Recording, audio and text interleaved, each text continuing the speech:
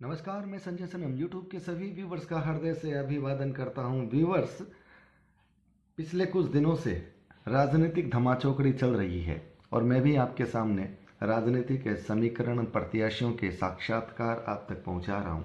लेकिन अब थोड़ा सा विषय परिवर्तन करते हैं। आप सब लोगों का जो एक पसंदीदा विषय है, सबके मन की भावना रहती है ज्योतिष, क्योंकि ज्योतिष वर्तमान को भी बताता है और भविष्य के लिए मार्गदर्शित करता है। ज्योतिष प्रारब्ध के कर्मों की भी बात करता है। ज्योतिष की बहुत सारी शाखाएं हैं, एक एक शाखा बहुत गहरी शाखा है। लेकिन आज हम जिस प्रसंग को लेंगे वो प्रसंग निश्चित रूप से आप सबके लिए दैनिक जीवन में काम आने वाला प्रसंग है। और मैं जिस शख्सियत से आपको मिलाऊंगा वो शख्सियत भी श्री डूंगरगढ़ की धरती पर ज्योतिष की श्री वृद्धि में अपना योगदान दे रही है। जाना पहचाना नाम है, जिनके जीवन के तकरीबन 4 दशक ज्योतिष की साधना और सेवा को समर्पित हुए हैं और जिनके अपने अनुभव बने हैं। एक तरह से शोधार्थी के रूप में जो काम करते हैं, ज्योतिष के विभिन्न ग्रंथों का अनुभव करने के बाद में अपने प्रेडिक्शन के कुछ अपने अलग अनुभव भी बताते हैं।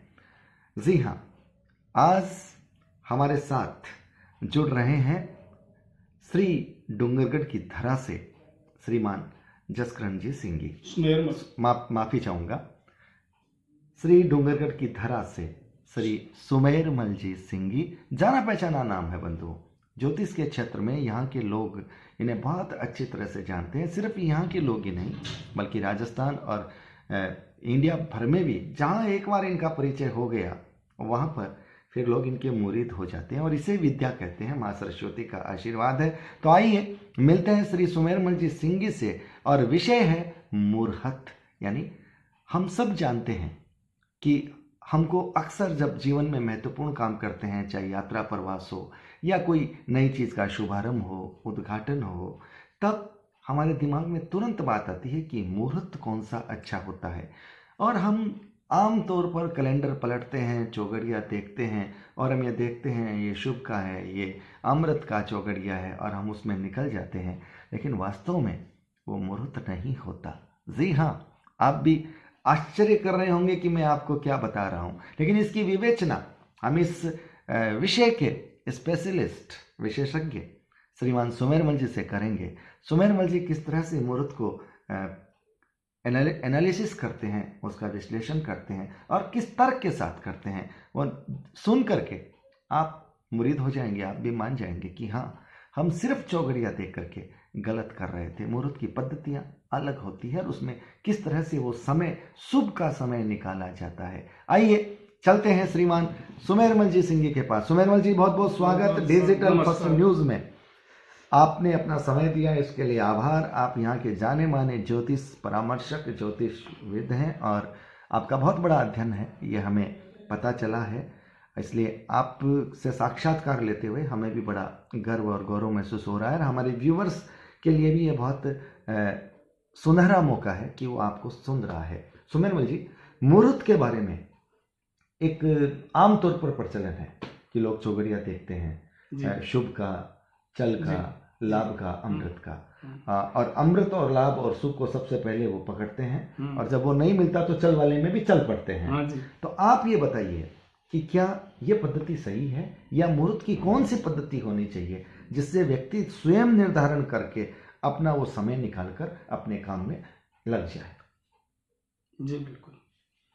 देखिए संजय जी, आज समय ऐसा आ गया है जी कि जहाँ पर जो भी चीज की गणना या सिद्धि कठिन है उसको लोग बुलाते जा रहे हैं। सरल पद्धतियां जो थी वो इतनी ज्यादा चलन में आ गई है। जिसे मैं आपको इस चौघड़ी के बारे में बता दूं, ये बड़ा सरल था, बिल्कुल सरल था। कैलेंडर में देख के कैलेंडर में देख लेते हैं और इस की सरलता का मैं आपको गणना से संबंध है। जैसे मान लीजिए मैं आपको ये कहूँ कि मुहूर्त के लिए श्रेष्ठ पद्धति जो है, सबसे अच्छा जो समय है, जो हमारे ज्योतिष शास्त्र में बताया गया है, मुहूर्त शास्त्रों में, मुहूर्त दीपिका, मुहूर्त चिंतामणि या मुहूर्त प्रकाश आदि में, तो उनमें आप अगर अच्छी तरह से अध्ययन करेंगे तो वहां पर लग्न का महत्व बताया गया है। लग्न मतलब जो हाँ। गोचर का लगन या व्यक्ति का लगन?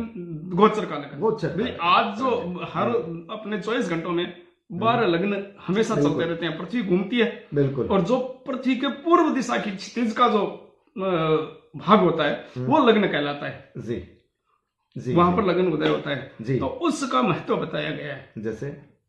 जैसे मान लीजिए कि आप कोई भी काम कर रहे हैं तो उसमें अगर आप किसी स्थिर कार्य को कर रहे हैं, जी। जैसे आज आप देख लीजिए दीपावली का मुहूर्त होता है। दीपावली के मुहूर्त में स्पष्ट आता है कि भी स्थिर लग्न और स्थिर नवांश तक, यानी एक लग्न के 9वें भाग तक को उसमें हम लेते हैं। जी।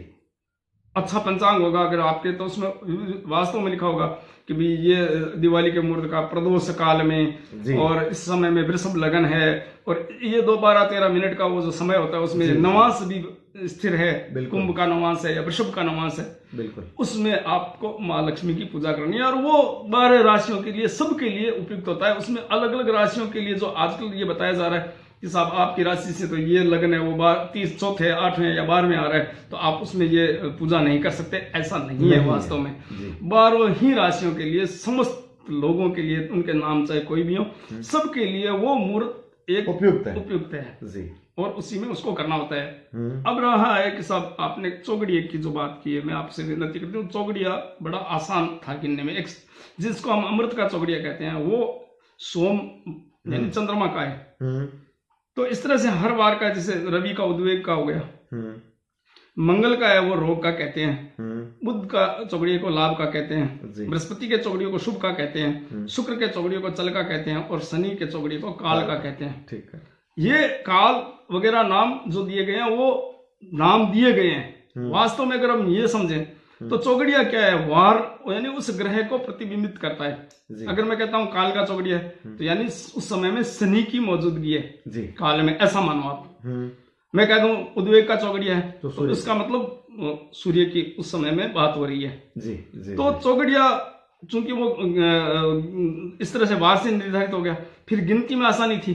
आप चौगड़िया कैलेंडर में मत देखो, आप चौगड़िया की गिनती कैसे है, जिस दिन जो वार होता है उसका, जैसे आज मान लीजिए मेरा बुधवार है तो पहला चौगड़िया बुध का होगा। बुध का मतलब लाभ का हो गया जी। अब उससे 6 की गिनती करनी है आपको, बुध बृहस्पति शुक्र शनि रवि सोम, यानी दूसरा सोम का मतलब अमृत का हो गया जी जी जी। तो इस तरह से आप 6 की गिनती तो दिन में करेंगे और रात को वही गिनती 5 में हो जाती है। अंतिम चौगड़िया भी वही होता है दिन का जो उदय का होता है। आज अगर बुधवार है तो बुध का चौगड़िया सुबह यानी लाभ का उदय हुआ है और लाभ का ही अस्त हो जाएगा। उसके बाद में रात का पहला कैसे आएगा, तो उसमें 5 की गिनती होती है। इसमें होता है बुध बृहस्पति शुक्र शनि रवि, यानी रात का पहला चौगड़िया, रात की पूरी गिनती 5-5 पे जाएगी। लेकिन ये चौगड़िया मुहूर्त के लिए उपयोगी उतना नहीं है ना, सटीक नहीं है ना। हाँ, शास्त्रों में कहीं भी चौगड़िए का महत्व नहीं आया है जी, लग्न का महत्व आया है। लगन से कैसे किया जा सकता है? लग्न से ऐसे कर सकते हैं। देखो पहले तो ऐसा जमाना था जब गणना करनी पड़ती थी, हाथ से गणना होती थी, तब लग्न सिद्ध होता था। भी उसके लिए पल्लभा चाहिए और उसके लिए इष्ट घटी बनती थी, फिर इष्ट घटी के हिसाब से जो है वो लग्न सिद्ध होता था। आजकल तो कंप्यूटर है, आपके पास मोबाइल है, आप समय डालिए आ जाएगा लगन, बिल्कुल लगन आ जाएगा जी। तो आप कम से कम नवांश शुद्धि तक नहीं निकाल सकते पर लग्न को तो निकाल सकते हैं जी। तो अब लग्न के हिसाब से आपको कार्य करने हैं। जैसे मान लीजिए आपको स्थिर कार्य करना है, लंबा कार्य करना है, व्यापार का चुनाव, आप व्यापार करोगे, लंबा करोगे, लंबे समय तक आपको काम करना है। आप घर की नींव का मुहूर्त लगा रहे हो, घर में प्रवेश का मुहूर्त कर रहे हो, यानी जिसमें हमें कालावधि लंबी चलानी है, यानी जहां पर हमें लंबे समय तक काम करना है वो लंबे स्थिर, उसमें स्थिर लगने का चुनाव हमें करना चाहिए। बिल्कुल। अगर मान लीजिए आप किसी काम को करना चाहते हैं, आपको कार्य जल्दी पूरा करना है, तो कम समय का तो चर लगन का आपको महत्व रहेगा। मतलब मेष कर्क तुला और मकर ये जो है वो 4 लगन है, वो चर लगन है। तो आप उनमें कार्य आरंभ कीजिए, वो जल्दी पूरा होगा। द्विस्वभाव लगन में भी ऐसा बताया गया है कि उसका आधा भाग चर और आधा भाग स्थिर में आता है। शुरुआत पहला चर का और बाद का स्थिर लग्न होता है। मतलब 15 डिग्री तक चर हो गया और 15 डिग्री तक होता है। तो कई बार अगर कार्य की जल्दी हो, अपने को मुहूर्त के लिए मान लीजिए इंतजार नहीं कर सकते हम उस लग्न के आने का, आप स्तर में उसको ले सकते हो 15 के बाद द्विस्वभाव लगन को आप ले सकते हो। तो वो लगभग आप याद है 1 घंटे का टाइम, 1 घंटे 2 घंटे का टाइम के बीच में आपको वो मुहूर्त मिल जाएगा। बिल्कुल। यथासंभव फिर भी द्वितीय स्वभाव लगन को छोड़ देना चाहिए। उसमें भी अपने अपने उपयोग है, वो भी किए जा सकते हैं, परंतु उसके लिए हमें कौन सा कार्य कर रहे हैं ये भी मतलब किस चीज में भी कार्य कर रहे हैं। जैसे मान लीजिए मैं आपको बता दूं, अगर कोई व्यक्ति ऐसा काम जैसे विद्या आरंभ का कोई काम कर रहा है, तो अब कन्या लग्न है, वो द्वितीय स्वभाव लगन है, बावजूद भी चूंकि वो बुध का लग्न है, तो हम उसको विद्या के लिए उपयोग में ले सकते हैं। सही। अगर मान लीजिए आप कोई भोग आनंद प्रसंग का काम कर रहे हैं, वो शुक्र का लगन है, तो शुक्र का लगन है, उसमें कर सकते हैं हम, भले वो नहीं वो कोई सा लगन हो, अगर हम तो इस तरह से हम मतलब ग्रह किस चीज के कारक हैं। अगर आप मान लो राज कार्य में जा रहे हो कहीं, तो सूर्य, और आपको जल्दी भी करना है, फिर भी अगर आप चाहें तो सूर्य का लगन ले सकते हैं, सिंह लगन को आप काम में ले सकते हैं। बहुत जल्दी है, बहुत काम करना है, तो चर लगन ही है खुद कर्क, और वो चंद्रमा का भी है, तो आप चंद्रमा का कर्क लगन कभी भी ले सकते हो, किसी भी काम के लिए ले सकते हो। तो इस तरह से लग्न का महत्व है। और लग्न में भी नवांश, यानी एक लग्न का 9 अंश, 3 अंश 20 कला का होता है जी। उसमें भी आप चर में चर का, स्थिर में स्थिर का, चर में स्थिर का, स्थिर में चर का, इस तरह से आप कार्य के वो तो जब आप उसमें टाइम डालते हैं तो लगन के साथ नौमांस लगन भी आपके सामने आ जाता है, पता चल जाता है। आजकल ऐसे एस्ट्रोसेज वगैरह ऐसे सॉफ्टवेयर हैं जिसमें नौमांस भी आता है, तो आप लगन के साथ ये भी दे सकते हो। अगर आप स्थिर कार्य के लिए कर रहे हैं और आपका लगन स्थिर है और उसका नौमांस भी स्थिर है, तो फिर आपके लिए ये बहुत ज्यादा स्थिरता वाली बात हो गई। अगर आप किसी चीज, जैसे आप कोई चीज को फाउंडेशन किसी की चीज की डाल रहे हो, आप उसको दृढ़ रखना चाहते हैं, तो फिर स्थिर लगन। जैसे आप मान लीजिए आप दुकान आरंभ कर रहे हैं, तो आपको दुकान ये सोच के कर रहे हैं, या आप व्यापारी से सोच के कि मैं करूं, मेरा बेटा करे, मेरा पोता करे, तो स्थिर लगन, तो आप उसमें स्थिर लगन का चुनाव कीजिए। मैंने किया था खुद, मैं आपको बता रहा हूँ, अपने अनुभव की बात ही कर रहा हूँ। मैंने यहाँ पर डूंगरगढ़ में एक कैसेट की दुकान चालू की थी, तो मैंने स्थिर लगन और स्थिर नवांश लिया था, पर उस समय मैं चौगड़िया काल का था। तो जिस पंडित जी ने मेरी वो पंडित का कर्म कांड का काम तो पंडित जी कराते हैं, मुझे वो कराना था, तो जिन्होंने वो पूजा पाठ कराई, तो वो मेरे पास बैठे थे, तो उन्होंने मुझे 2 बार पूछा कि सुमेर तुम्हें पता है अभी चौगड़िया कौन सा है? मैंने कहा दादा पता है, आप चिंता क्यों करते हो, मैंने शुभ लग्न देखा है, आप तो ये काम करो। तो उन्होंने कहा फिर भी मैं पूछ रहा हूँ कि ये तो काल का। मैंने कहा मैंने काल का चौगड़िया जानबूझ के लिया है, आप काल की चिंता मत करो, क्योंकि जिस लग्न को मैंने लिया है वो शनि का नहीं है, और जिस वार को लिया वो भी शनि का नहीं है। अब शनि की महत्ता क्या है, मैं नहीं कह रहा हूँ कि चौगड़िया उसमें काम आ रहा है, फिर भी मैंने उनको जो तर्क दिया, क्योंकि शनि की महत्ता है थावर कीजिए थरपना, यानी शनि स्थिरता का कारक है, स्थिरता का कारक, और मुझे उनकी हाजिरी चाहिए इस मुहूर्त में। तो मैंने उनके काल के चौगड़िए को, यानी शनि महाराज के चौगड़िए को इस समय में सोच कर लिया है कि वो इसको देखें। और ये कार्य मैं आज एक दुकान कर रहा हूँ, वो छोटी है और एक किराए की दुकान में, पता नहीं है मालिक कब निकाल दे मुझे, तो मैं चाहूंगा कि ये काम मेरा ऐसा हो कि इसमें मैं अपनी खुद की दुकान लूं और ये कार्य मेरा स्थिर बने, मैं नहीं इस से बढ़ करके और स्थिर कार्य में संलग्न हो जाऊं कि ये काम तो बहुत कम समय का है, तो मुझे ये मुहूर्त ऐसा करे कि स्थिर कार्य में ले जाए। और मैंने उस मुहूर्त को किया, ऐसा हुआ, फिर ऐसा हुआ बिल्कुल। तो किराए की दुकान से मैं अपनी दुकान में गया और उस दुकान में मैंने ऐसे काम किए, और आज जो काम वहां कर रहा हूँ वो मेरा आज का स्थिर कार्य है, मैं उसी में कर रहा हूँ आज। ये है रिसर्च कि एक जोखिम, एक विज्ञान की तरह से प्रैक्टिकल, एक वैज्ञानिक की तरह ज्योतिष को मैं एक चीज और भी बताऊंगा संजय जी, कभी कभी मुहूर्त में बड़ी एक भ्रांति आती है। सब पंडित कहते हैं पंचक में कोई काम मत करो। हाँ।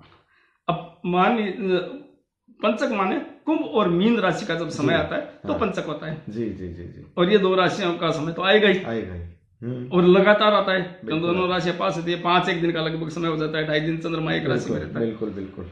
अब पंचक में निषिद्ध कार्य स्पष्ट बताए गए हैं। जलावन संबंधित सामान नहीं खरीदना है जो जल जाए, जैसे घास फूस या तेल, लकड़ी, इस तरह के ये नहीं खरीदना है। हाँ, ये खरीदना नहीं है, या उससे संबंधित कार्य नहीं करने हैं। जैसे छत डालते हैं तो उस जमाने में लकड़ी की छत डालते थे और इस तरह के पदार्थ काम में लेते थे जिससे अग्नि हो सकती थी।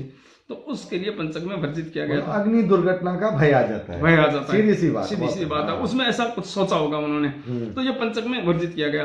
अब एक दुकान खोलनी है किसी को, या एक व्यक्ति मरा, वो ये कहते हैं साहब एक व्यक्ति मर गया तो उसके भी 5 पुतले साथ डाल दो, यानी 5 मर सकते हैं। बिल्कुल, यानी एक काम 5 गुना हो जाता है।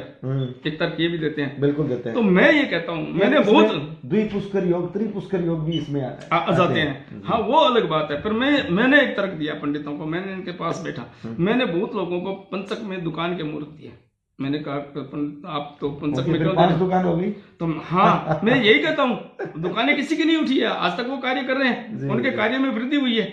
परंतु मैंने उनको ये कहा, अगर 1 के 5 होते हैं तो आप अच्छा कार्य भी 1 का 5 हो, आपकी 5 दुकानें हो, क्या समस्या आती है? क्या बात, यहाँ तर्क तो ये है ना कि 1 से 5 हो जाता है तो अच्छा काम है, 1 का 5 होगा तो समस्या क्या है? हम तो मूर्त यही करेंगे।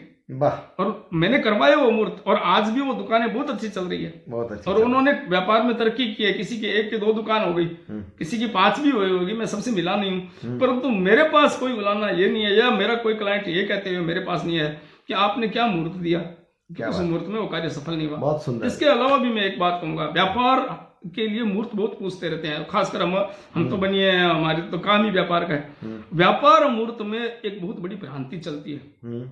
मूर्त पंचांग में लिखे हुए हैं, मूर्त को देख लिया और 4थे 8वें 12वें चंद्रमा को छोड़ के बाकी समय में पंडित मूर्त दे देते हैं। हाँ। मैं लोगों से ये कहता हूँ कि जिस कार्य को आप कर रहे हैं, जिस वस्तु के काम को आप कर रहे हैं, उनके भी अपने अपने ग्रह हैं। बिल्कुल। मान लीजिए एक आदमी स्टेशनरी का व्यापार करता है तो वो बुध का काम है। एक आदमी बच्चों के गारमेंट्स का काम करता है तो वो बुध का काम है। अब कोई व्यक्ति बुध की सामग्री का काम कर रहा है और गोचर में, उस समय के गोचर में वो बुध अस्त है या बुध कमजोर स्थिति में है, तो वो फलदायी नहीं होगा। तो उस कार्य के लिए कोई सा भी शुभ मुहूर्त जो उस समय में बना हुआ है वो उस कार्य पर्टिकुलर के लिए काम का नहीं है। बिल्कुल। एक आदमी मान लीजिए हार्डवेयर की दुकान कर रहा है, वो शनि का बिल्कुल कार्य है, और शनि अगर अस्त है, उस समय में शनि कमजोर है या अस्त है, तो उस समय दरमियान में उससे उस चीज का कार्य जो उस ग्रह से संबंध रखता है। सुमेरवल जी, इसमें ये जो वक्री ग्रह भी आ जाते हैं, हाँ, उसमें भी स्थिति खराब हो सकती है फिर। हाँ, ग्रह वक्री होता है तो उसकी चाल उल्टी है, उल्टी चाल। अगर आप वक्री को मैं कमजोर ग्रह में लेता हूँ, वो युद्ध से एक तरह से पराजित ग्रह, तो पराजित कमजोरी हो गया क्योंकि वो उल्टा चल रहा है, वो पीछे की तरफ जा रहे हैं। तो आप उसका काम कर रहे हो तो आप पीछे की तरफ ही जाओगे, आगे कैसे जाओगे? क्या तो वक्री को छोड़ देना चाहिए। बिल्कुल। उस कार्य, अब कार्यों की भी जो है ना वो बहुत संजय जी, एक चीज को, जैसे हमारे यहाँ एक बहुत बड़ी भ्रांति चलती है, हर काली चीज को हम शनि की कह देते हैं। ऐसा नहीं है। चाय काली होती है, उस पर वो एक उत्तेजक पदार्थ है, और उत्तेजक नशे के पदार्थ शुक्र में आते हैं। सारी सफेद चीजों की चंद्रमा नहीं होता कारक। एक प्लास्टिक का दाना भी चंद्रमा का होता है, मगर गुणों के अनुसार वो रो पेट्रो प्रोडक्ट है, उस पे मंगल लागू होता है, मंगल लागू हो जाता है। इस तरह से ये भी आज जो काम है, 2500 साल पहले, 5000 साल पहले जब शास्त्र लिखे गए थे तब इतने तरह के कार्य भी नहीं होते थे, पूछने भी नहीं आते थे लोग। गाय भैंस कृषि से और 80-80 इन्हीं के व्यापार होते थे। अब व्यापार में वस्तु बहुत बढ़ चुकी है, इतने तरह के शिक्षा में भी बहुत विषय हो चुके हैं। तो इस तरह से हमें हर चीज को अलग अलग जो है ग्रहों के अधीन करना होगा कि उसका गुणावगुण के आधार पे, न कि रंगों के आधार पे केवल ग्रहों के अधीन करना होगा। हाँ, और उसके स्वभाव लगन भी देखना होगा। अगर आप यात्रा पर जा रहे हैं तो फिर आपके लिए चर लगन, अगर आप शॉर्ट जर्नी में जा रहे हैं तो फिर आपके लिए चर लगन ही ज्यादा श्रेष्ठ होगा। लेकिन आप विदेश में जा रहे हैं और आप चाहते हैं हम वहाँ पे लंबे समय तक रहें, तब आपको स्थिर लगन लेना नहीं। कहीं भी जा रहे हैं, आज मान लीजिए आप व्यापार करने जा रहे हैं, आपको लगता है कि मैं यहाँ से काम करने के लिए फलानी जगह जा रहा हूँ, तब भगवान मुझे करे वहां मैं फलित हूँ, तब स्थिर लगन, आप स्थिर लगन में जाइए। बिल्कुल स्थिर लगन लेना होगा। लेकिन आप ऐसे ही दौरे पर जा रहे हैं कि आपको जाना है टूर, तो आपको चर लगन, टूर जा रहे हैं या किसी से मिलने जा रहे हैं, आप वहां से वापस आ जाएंगे, आपका वहां रुकना उद्देश्य नहीं है, आप तब आपके लिए चर लगन, ये आपको देखना होगा।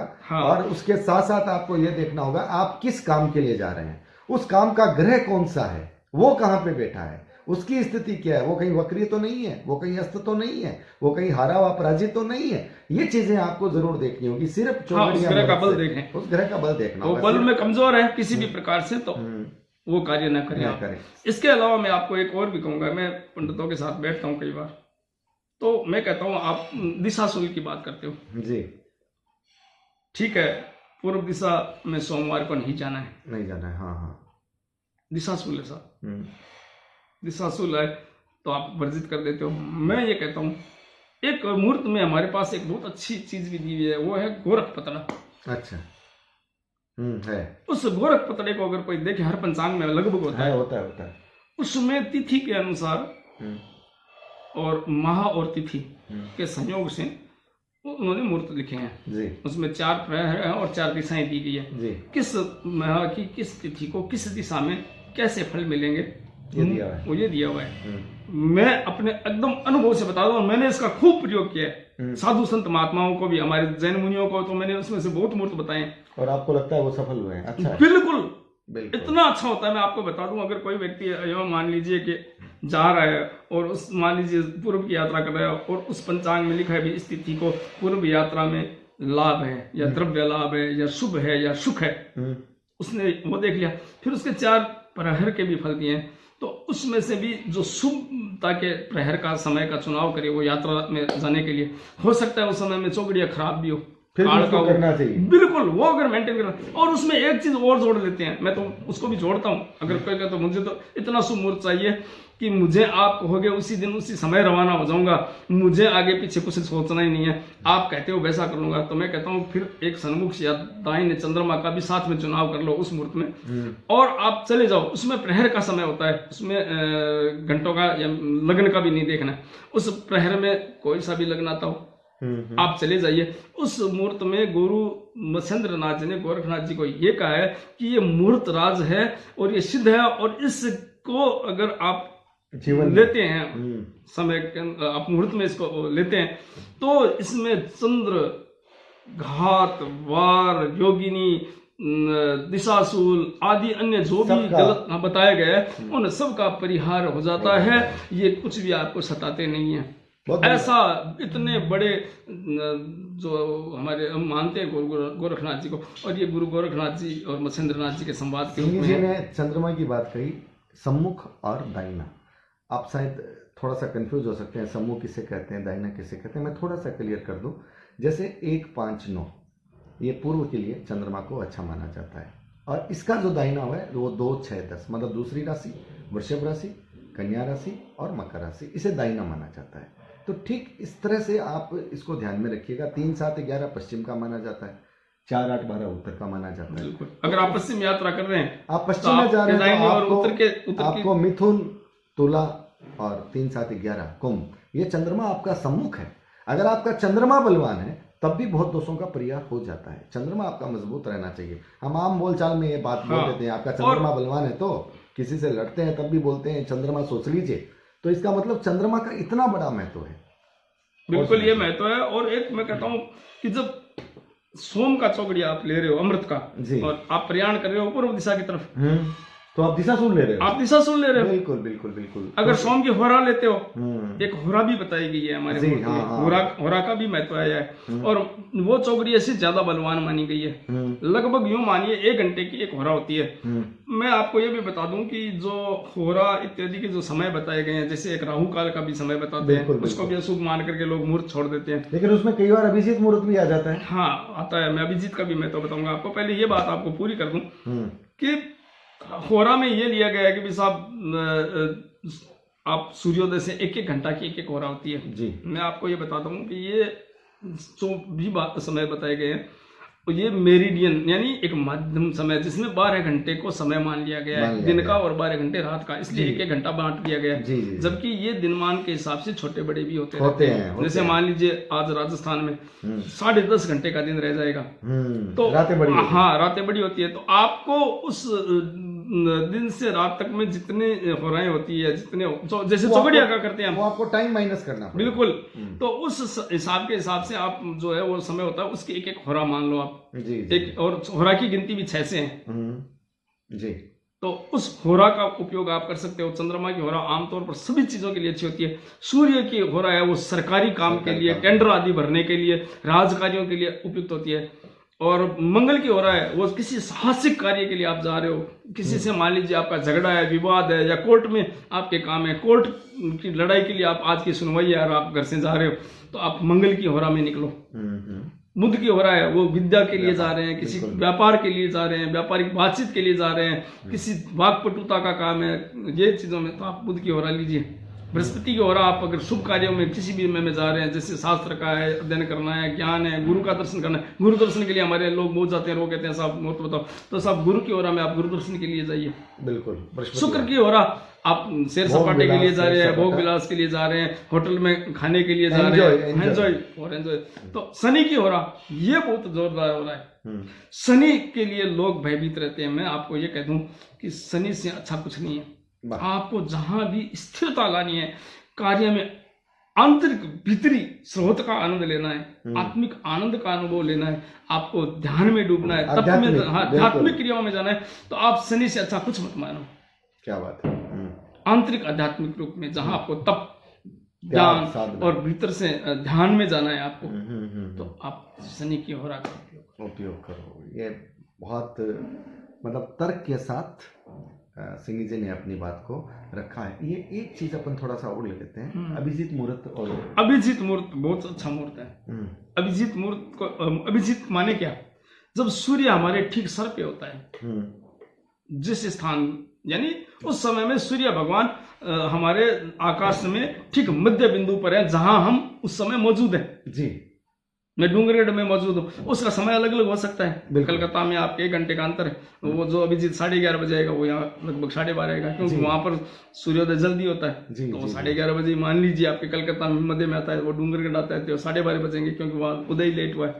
तो सूर्य सब ग्रहों में राजा है, और जब राज कृपा सिर पे हो तब दूसरे की औकात क्या है। जब राजा आपके सब छत्र है, राजा की कृपा आपके सर पे है, तो इसका मतलब उस वक्त चाहे फिर आप कोई भी वो एक ऐसी चीज है, अभिजीत एक ऐसी चीज है जिसमें आपको कुछ देखना ही नहीं है। बस दिन का मध्य भाग, ये ध्यान, ठीक मध्य भाग, दिन का मध्य भाग वो है अभिजीत मुहूर्त, करीब 15 मिनट। बिल्कुल, वो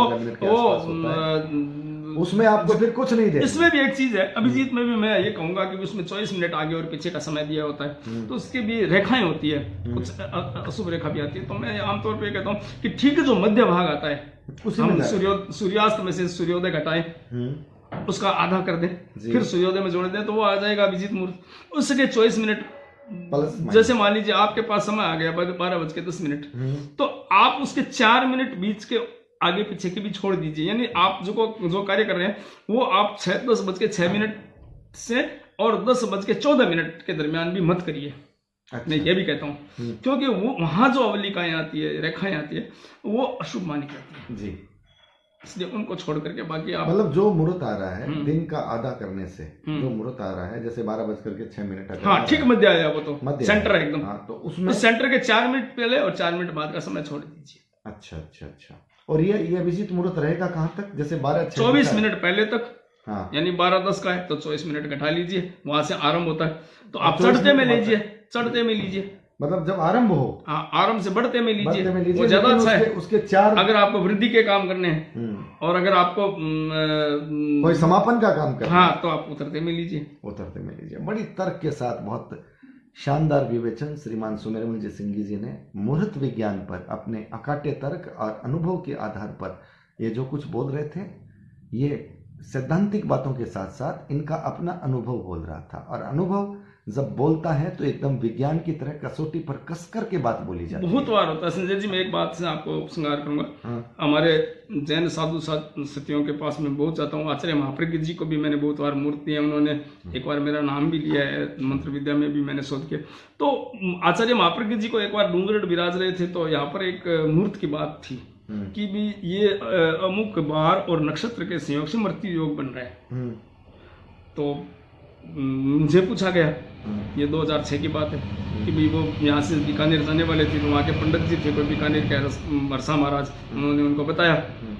तो मुझे पूछा लालचंद जी सिंह जी उस समय में, और ये लोग काफ़ी अग्रगण्य थे जय सिंह जी, तो गुरुदेव ने मुझे बुलाया और उन्होंने कहा कि भाई ये मृत्यु योग बताया गया है और इस दिन हम यहाँ से रवाना हो रहे हैं डूंगरगढ़ से, तुम्हारा क्या ख्याल है? मैंने कहा बाप जी आप जाइए, क्योंकि ये मृत्यु योग हमारे मृत्यु योग तो है, मगर इस मृत्यु योग का हमें कोई फर्क नहीं पड़ता। क्यों कि ये मैं उस समय में बुद्धे के बाद विष्णु श्री विष्णु महापुराण ले गया था, मैंने कहा ये ऑथेंटिक है, और उसके अलावा मूर्त चिंतामणि, मूर्त प्रकाश सब ग्रंथ लेके गया था। मैंने कहा ये जो इस दिन का मुहूर्त में आपको मृत्यु योग बताया जा रहा है, उसका प्रभाव हमारे यहाँ नहीं है।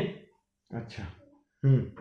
इसका बंग खंग यानी हिमालय के तराई वाले प्रदेशों पे ही केवल इसका प्रभाव माना गया है। तो बहुत बातें ऐसी है, जैसे मैं कहना चाहता था कि राहु काल का वास्तविकता ये है कि हमारे उत्तर भारत में कोई प्रभाव नहीं है, और राहु काल का जो समय है उसकी गणना का भी तरीका जो अगर मानते हैं वो भी सही नहीं है। 7:30 बजे से ठीक राहु काल शुरू होता है, 7:30 से 9, 9 से 10:30, 10:30 से 12, ऐसे कैसे हो सकता है?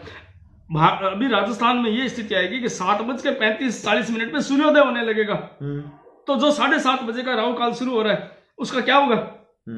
वो क्या सूर्यास्त से पहले राहु काल शुरू हो जाएगा? सूर्योदय वही नहीं है, और राहु काल कहां से शुरू होगा? यानी उस राहु काल में भी वही तर्क लागू है। अगर या तो मानिए मत, मैं तो ये कहता हूं उत्तर भारत में उसका कोई प्रभाव नहीं है, आप राहु काल की चिंता ही मत करें। उत्तर भारत के लोग जो है, ये दक्षिण के 2-3-4 राज्य हैं उन्होंने लिया हुआ है, उन्हें ही रहने दें।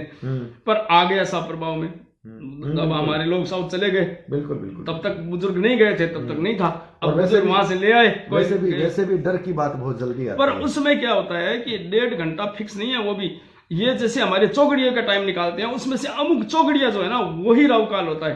अच्छा। अब वो चौगड़िया 1.5 घंटा का है, 12 घंटे का मानेंगे तो 1.5 घंटा का, पर चौगड़िया 1.5 घंटे का नहीं है, उस दिन 1.25 घंटे का हो गया। तो उस समय को आप जो है वो भी 8 भाग से डिवाइड कीजिए दिनमान के रूप में, और उससे जो समय निकलता है उसको सूर्योदय से लेकर जोड़िए। आजकल जो है मोबाइल में अमुक जो हमारे सॉफ्टवेयर है उसमें वही समय आता है, अच्छा समय आता है, उसमें वो बिल्कुल राइट बताते हैं आपको, कैलकुलेट होते हैं आपके स्थान के हिसाब से, राहु काल भी कैलकुलेट होते हैं, उसका उपयोग कीजिए। जो पंचांगों में जो फिक्स समय लिखा हुआ है ना, वो भी 6 बजे को सूर्योदय और 6 बजे को सूर्यास्त मान करके 12 घंटे के हिसाब से उसको लिखा हुआ है, ऐसा हमेशा होता नहीं है। चलिए, ये बहुत ज्ञानवर्धक रोचक बात विश्लेषण के साथ कर रहे थे श्रीमान सुमेरमल जी सिंह, श्री डूंगरगढ़ से, जाना पहचाना नाम। और अब उनको सुनने के बाद में जो व्यूवर्स नहीं जानते थे वो भी अब मान गए होंगे कि तर्क के साथ रिसर्च अपनी प्रस्तुत की है, कि कुछ चीज़ें जो हमारे ज्ञान में चलती आ रही है, पढ़ते लीक पीटते जा रहे हैं, वो लीक किसी को पता नहीं है, और वो बातें उन्होंने तर्क के साथ, हम वही पकड़ लेते हैं जो हम सुनते आए हैं। बिल्कुल बहुत चीजों में हो रहा है ऐसा, बहुत चीजों में हो रहा है। आज हमने एक प्रसंग लिया है मुहूर्त का, लेकिन ये भी अभी पूरा नहीं है, सिर्फ एक छोटा सा क्षेत्र हमने इसका लिया है। मुहूर्त विज्ञान भी बहुत बड़ा है, लेकिन मुझे विश्वास है कि इतना सा ज्ञान भी अगर आपने इसे ठीक से सुन लिया, समझ लिया, तो आप भी बहुत सही तरीके से मुहूर्त का अंकन करने लग जाएंगे। अपने कमेंट हमें ज़रूर दीजिएगा। सुमेरमल जी सिंह का मैं डिस्क्रिप्शन में नंबर दूंगा, अगर आपको किसी से उनसे संपर्क करना हो और कोई जानकारी चाहिए हो। संजय जी, मैं जनसाधारण में बता दूं, वो आपके नंबर दीजिए, वो आपसे संपर्क करेंगे, क्योंकि मुझे सीधे संपर्क करने में समस्या ये होती है कि मैं हर समय में जो है वो बहुत बार ऐसा होता है कि फ़ोन उठाता नहीं हूँ, क्योंकि मेरी लंबी पूजा साधनाएं चलती है और मैं लिमिटेड लोगों से, हाँ आप उनसे सुनिए, फिर आप समय के हिसाब से, क्योंकि बहुत अंतर है हमारे यहाँ सोने उठने खाने दिनचर्या का अंतर है पूरा। शहरों में लोग 10:30-11 बजे तक जागते हैं, मुझे कॉल कर लेते हैं, तो मुझे इच्छा नहीं होती है ऐसा करने की। चलिए, तो आप कीजिएगा संपर्क और आप मुझे बता दीजिएगा। चलिए, ठीक है। हाँ, और जो भी करना चाहिए वो संजय जी से संपर्क कर लें, आप कमेंट बॉक्स के माध्यम से मेरे पास पहुंचे। कमेंट बॉक्स पे ये इन्होंने मेरा सम्मान रखा है, मैं इसके लिए शुक्रिया अदा करता हूं। बाकी ऐसा नहीं है, सुमेर जी से भी आप संपर्क करेंगे, मैं इनकी इजाज़त लेकर मैं इनका नंबर दूंगा, और इनकी एक समय को देख करके आप कॉल कीजिएगा, व्हाट्सएप कीजिएगा। प्रोफेशनल है और प्रोफेशनल एस्ट्रोलॉजर के रूप में ये बहुत सही सटीक मार्गदर्शन। मैं तो इतना बता दूं अपने जो है वो व्यूअर्स को कि मेरा हमेशा सोच ये रहता है अपनी ज्योतिष में कि जो व्यक्ति हमारे पास आता है वो निश्चित ही संकट में होता है। बिल्कुल। और संकट के समय में उसका बड़ी बड़ी पूजाएं ये सब बता करके इतना खर्चा करवाते हैं पंडित लोग, और बड़ा आरंभ समारोह करते हैं जिसमें जैनियाँ तो हिंसाएं भी होती है। मैं इन सब से बच कर के काम करता हूँ। मैं आमतौर पर वे उपाय बताता हूँ जो कोई भी व्यक्ति आसानी से कर सकता है, बहुत कम खर्च और बहुत कम मतलब मेहनत भी कम होती है, खर्च भी और ये कम करना होता है। खुद को ही होता है। करना खुद को दवा होता है। कोई कह देता है मैं जब कर दूंगा आपके, तो ऐसा कभी नहीं होता कि दवा रोगी की बजाय डॉक्टर खा ले क्या बात है, और रोगी ठीक हो जाए, ऐसा होता ही नहीं। होता ही नहीं है। आपको करना है, मैं सरल उपाय बताऊंगा और आप कर सकोगे। और आपकी जानकारी के लिए भी बताऊं कि हमारी फर्स्ट न्यूज मैगजीन में भी अब सुमेरमल जी के आलेख आपको नियमित रूप से स्तंभ के रूप में मिलते रहेंगे। तो फर्स्ट न्यूज में भी सब्सक्रिप्शन अपना कीजिएगा ताकि आपको सुमेरमल जी जैसे योग्य विद्वान ज्योतिर्विद के अनुभव आप तक सीधे पहुंच सकें। और ये साक्षात्कार का क्रम हम आगे भी जारी रखेंगे। आज शुरुआत हमने की है और फिर धीरे धीरे ज्योतिष पर हम इनके ज्ञान को आप तक पहुंचाते रहेंगे। व्यस्त समय में समय निकालने के लिए मैं सिंह जी का हृदय से आभार ज्ञापित करता हूं। व्यूवर्स, आपको कैसा लगा ये वीडियो? मुझे तो पूरा विश्वास है कि इस ज्योतिष के वीडियो को, यानी राजनीतिक माहौल के तमाम भीड़ में एक ज्योतिष के वीडियो को देख करके आपको भी थोड़ा सा एनर्जेटिक आप महसूस करेंगे, थोड़ा सा आपको भी अच्छा लगेगा कि एक नया परिवर्तन, एक नया विषय, नए ज्ञान के साथ हमने आपके सामने कुछ रखा है। लाइक कीजिएगा, शेयर कीजिएगा। अगर आपने मेरे चैनल को अब तक सब्सक्राइब नहीं किया तो सब्सक्राइब कीजिएगा। और कोई जिज्ञासा आपके मन में हो तो कमेंट बॉक्स पर आकर के अपनी बात को कहिएगा। जुड़ने के लिए, हमसे जुड़ने के लिए बहुत बहुत आभार सिंह जी का, और व्यूवर्स आपका भी बहुत बहुत आभार। नमस्कार।